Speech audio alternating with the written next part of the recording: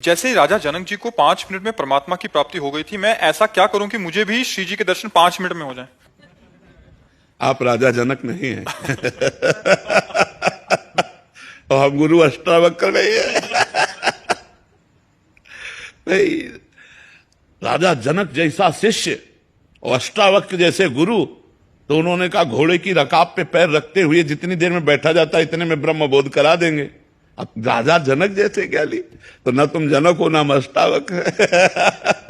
इसलिए बात यही समाप्त होती है, नाम जप करो, जब कृपा लाडली की तब दर्शन दे दे। लाडली कोई किसी के अधीन थोड़ी है, ब्रह्म भी जिनके अधीन है, जाके अधीन सदा इस सांवरो या ब्रज को सिरताज, हमारे माई श्यामाजू को राज। तो इसलिए हम नाम जप करें, उनसे विनय करें, वो कृपा करें तो हो सकता है बस शांति से। महाराज जी, पहले मुझे मेकअप वगैरह का बहुत शौक था महाराज जी, और ऐसा लगता था खूब पैसा कमाऊं, बड़ा पद हो, सुंदर सुंदर भोग हो। महाराज जी, जब से सत्संग सुना है और यहाँ आना शुरू किया है केली कुंज में, तो महाराज जी तब से मतलब ये कम हो गया है, और मतलब ऐसा हो गया कि अभी केवल और केवल भजन करना है, वृंदावन वास हो जाए, प्रभु की प्राप्ति हो जाए।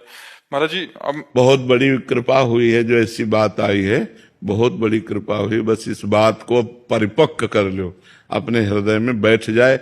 वृंदावन वास होए चाहे ना होए, लेकिन नाम ना छूटे। जहां नाम है वहीं प्रभु हैं। अब हम वृंदावन वास करें, प्रभु का भजन ना हो तो बात ठीक नहीं।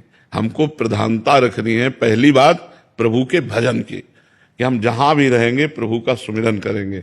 अब दूसरी बात, अर्जी लगाते रहिए कि वृंदावन वास हो जाए, अगर श्री जी वृंदावन वास दे दें और फिर भजन हो तो और बढ़िया बात है। पर जहां भी रहे भजन परायण रहे। मनुष्य जीवन का उद्देश्य यही है कि हम अपने कर्तव्य कर्म का पालन करते हुए, ध्यान से सुनो, अपने कर्तव्य कर्म का पालन करते हुए भजन करके भगवान को प्राप्त कर लें। कहीं भागने की जरूरत नहीं है, कहीं कुछ बदलने की जरूरत नहीं है।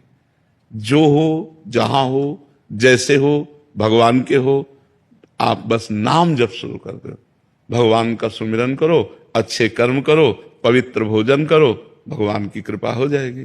अच्छे कर्म नहीं हुए, अगर हमसे गलत कर्म होते रहे तो बहुत समय फिर लगेगा। मार्जन बार बार नहाओ और धूल में लौट जाओ, तो यह है कि अच्छे कर्म किए फिर बुरे कर्म किए, फिर भजन किए फिर बुरे कर्म किए, तो बहुत जन्म लग सकते हैं। अगर हमसे पाप कर्म ना हो और हम भजन करें तो हमारा मंगल। आपसे सही कहते हैं, ये वेश परिवर्तन या देश परिवर्तन, इससे कुछ नहीं होता।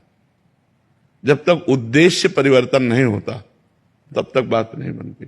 अगर हमारा उद्देश्य अंदर का बदल जाए, जैसे बच्चा बोला पहले उद्देश्य था शरीर श्रृंगार संसार सुख, अब हमारे अंदर लगता है कि मनुष्य जन्म की सार्थकता भगवत प्राप्ति, तो उद्देश्य बदल गया। अब आप नौकरी करो, व्यापार करो, कुछ भी करो, आपका उद्देश्य भगवत प्राप्ति है तो बढ़िया। अब जैसे उद्देश्य हो गया धन मान प्रतिष्ठा, तो अब आप चाहे बाबा जी बन जाओ, चाहे आप गृहस्थ रहो, वही चलेगा, क्योंकि उद्देश्य आपका धन बन गया ना, उद्देश्य आपका संसार बन गया।